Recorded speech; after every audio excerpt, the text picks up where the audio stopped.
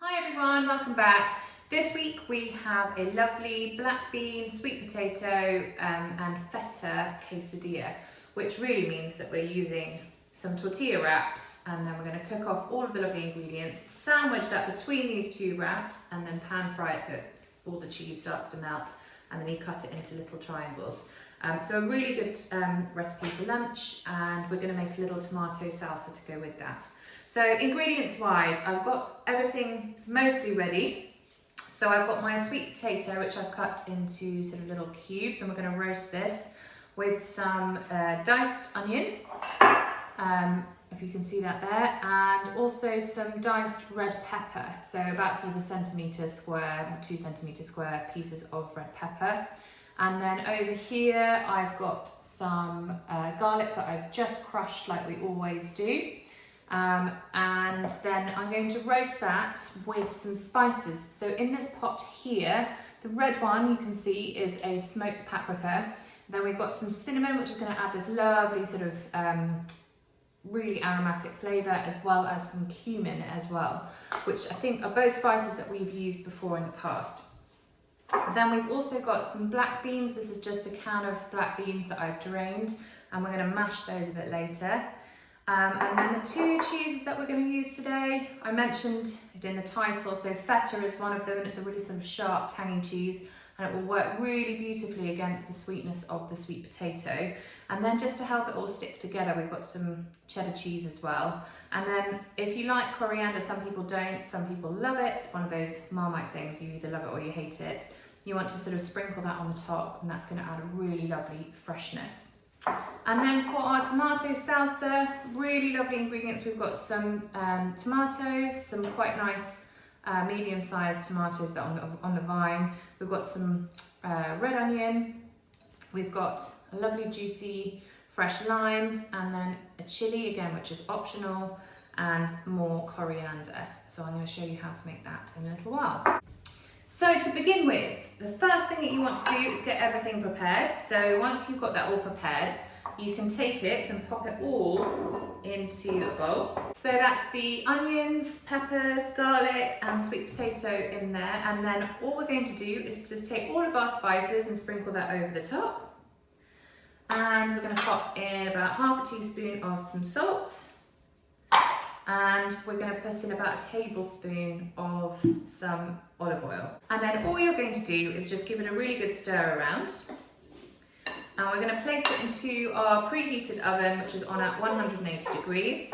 And we're going to roast that until the sweet potato is lovely and soft. So we've got the ingredients for the filling done. So all of that's just going to be poured into a baking dish. Scrape out all of that lovely flavour. Spread it around so it's kind of quite nice and in one layer. So you can see there it's kind of taken up the whole of the size of the roasting dish. And then I'm just going to pop that in the oven. With the black beans, we're just going to take a fork and we're just going to mash them in a bowl until they're sort of quite, I like a little bit of texture, so I don't want it to be too smooth. But you just want to crush it down until most of them are broken up. And that's going to make this lovely sort of sticky sauce, which we're going to add into the vegetables in a little bit. So you can see there the beans are really nicely mashed. We're just going to leave those to one side, and then now we're going to make our tomato salsa where the sweet potato is cooking. So I've just taken the tomatoes off the vine for the tomato salsa. So what we're going to do is you're going to need about 5 or 6 tomatoes. We're going to cut them in half and scoop out the seeds of the tomatoes, because otherwise it gets quite runny. If you want to take the skin off, the easiest way is to boil a kettle. Pour the boiling water over the tomatoes with a little cross in the bottom of the tomatoes, just with a knife. And then you're going to leave the tomatoes in there for about 30 seconds. And then you're going to take them out and the skin will just peel off really easily. So if you prefer the skin off, that's quite a good way of doing it. Just be careful with the boiling water. I tend not to, because I quite like the sort of texture of the skin, but it's all personal preference. And I think there's more nutrition in the skin of vegetables, so I tend to leave them on. So, bridge grip, you're going to cut down the tomato, and you can see inside there that there's all those lovely seeds, which ordinarily we would use. So what we want to do is just take a spoon, a teaspoon is fine, and just scoop out all of the seeds, so you're just left with the flesh. So if you can see in there, it's just a sort of hollow tomato skin now. And you want to do that with all of your tomatoes. So I've managed to take all of the seeds out of my tomatoes, so I'm just left with the flesh now. So you just want to chop them into sort of 4 pieces and then into a really nice small dice. And then we're going to add that into our bowl and then add the rest of the ingredients. So this is a really lovely salsa that you can have just with some crudité or sort of tortilla chips. If you have sort of burritos or fajitas, it goes really nicely with that inside. It's just really fresh. It's not the best time of year for tomatoes, so this is going to be even better if you get it with tomatoes in the summertime.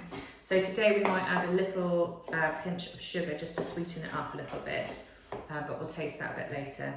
So that's all of my tomato chopped now, so I'm just going to pop that straight in the bowl.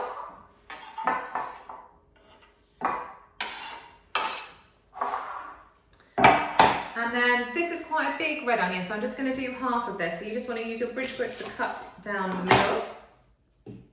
And then I'm just going to take the skin off like we normally do. And then I'm just going to show you how to get a really nice fine dice on your onion.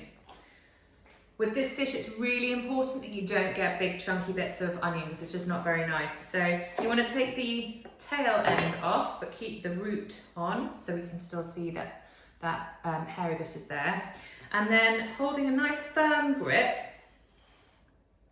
we're going to place our hand on top of the onion. We're going to take our knife horizontally and we're going to just do lovely slow cuts twice across the onion, so that we've got 2 cuts that are going about 1 centimetre before the end of the onion, so we're not going all the way through.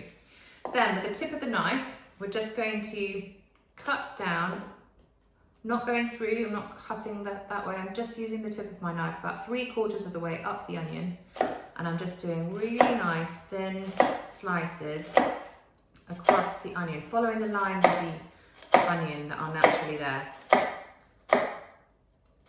And you want to go all the way as far as you can.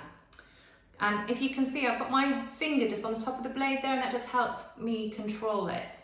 And then all you want to do is just do a really nice slow chop through the onion, and you'll find that's a really lovely fine dice. See that? Really nice and fine.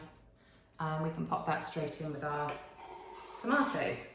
The next thing I'm going to do is I'm going to take my coriander, and we're just going to roughly chop that through, and then we can do our cross chop again. So my coriander is all chopped, so that's going to go in too. I'm going to use about half of the chilli, so I'm just going to run my knife down the middle of the chilli, and then I'm just going to use a spoon just to scrape out the seeds. The seeds in the membrane where the seeds are the hottest part of the chilli, so if you don't really like things that are too spicy, just cut that out and move it to one side. And always make sure that you wash your hands after you've handled chilies. So that's my prepared chili, all the seeds out. So I'm just going to run my knife and create these little matchsticks all the way across the chili. And then I can go across the other way to create that sort of lovely fine dice again. In goes the chili. So you can see in there I've got the chili, coriander, red onion and the tomatoes.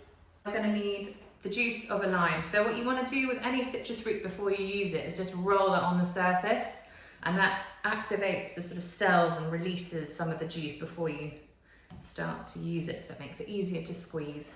And you can squeeze out the juice.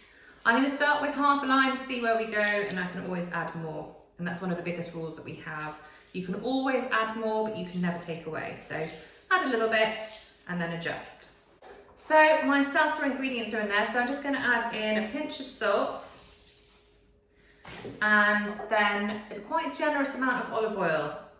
That mixed with the lime, you want to mix everything together, and it's going to make this really zingy, fresh, delicious salsa, which is really good with fish as well if you like fish. So the only thing left to do is just to have a taste.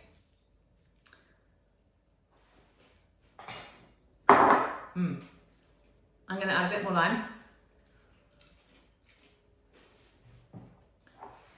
but it actually doesn't need any sugar. It's quite sweet enough. And I'm going to add a pinch more salt as well. You can see all of the lovely flavours going on there. Everything's mixed together and it's nice and quite sort of loose, which is what you're looking for. Right, you can see this is steaming away. This has just come out the oven. It's had about 30 minutes in total.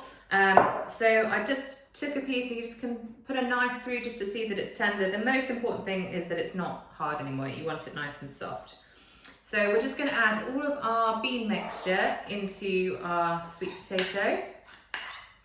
Give that a mix up. So to assemble our quesadillas and get ready for some lunchtime. So I'm going to just put a good amount of the mixture divided between 3 tortilla wraps. So you can see the tortillas have got their lovely vegetables on. Now we're going to move on to doing a little bit of cheese. So you just want to divide the cheese mixture between the 3 wraps again. So just give them a nice sprinkle of the cheddar cheese first. And also with this lovely feta. So I just want to crumble a bit of feta on each one. And then I really like coriander, so I'm just going to put a few bits of coriander over the top as well. The last thing to do is just to pop a lid on that. So we're just going to take the other half of the tortilla sandwich and just pop that on the top. And those are our quesadillas ready to fry. So Dan is just going to show us an alternative way of doing it. So if you get your one wrap and you put a little bit of the filling just in one half of the circle, and then you're going to put your cheese and your coriander over the top like you would with the other ones. This is great if you're not that confident with flipping, or your sauce frying pan isn't large enough to do the whole thing at once. Then you can just fold it over into a little sort of half shape like that, and then it's a little bit easier to flip it over as well because it sort of seals it. So if you prefer to do it like that, that's absolutely fine. So I've just preheated my frying pan. I've just put a little bit of oil, not too much, and then you're just going to take your tortilla, lift it sort of very carefully and just place it into your frying pan. And then you just want to leave it for a couple of minutes until it starts to become nice and crisp and golden. And then we're going to flip it over and we'll cook it again on the other side for another 2 minutes, and then you can start to eat it. So I've had this cooking for about a couple of minutes now. I've put a spatula underneath, and then you just want to do it in one fair swoop, 1, 2, 3, and flip it over like that. And if a few bits fall out, just stick them back inside. The other side will be much easier because the cheese will have melted and it will all start to stick together. You can give it a bit of a squash as well, just to help it set, and then I'll show you what it looks like when it comes out of the pan. So I've just taken it out of the frying pan. It is quite difficult to get out, so you might want to get a grown-up to help you. And don't worry if it all some of it tumbles out. Just squash it back in. It's very forgiving, and it doesn't have to be perfect because it's home cooking and that's what we like. So I'm just going to cut this into a little section and I'll show you what it looks like inside. And then do send us your videos and your pictures of what you've made. We absolutely love seeing it. So you can see all the cheese is melted in there. It's going to be absolutely delicious to eat. So you want to cut it into quarters, pop it on a plate and dig in. Enjoy!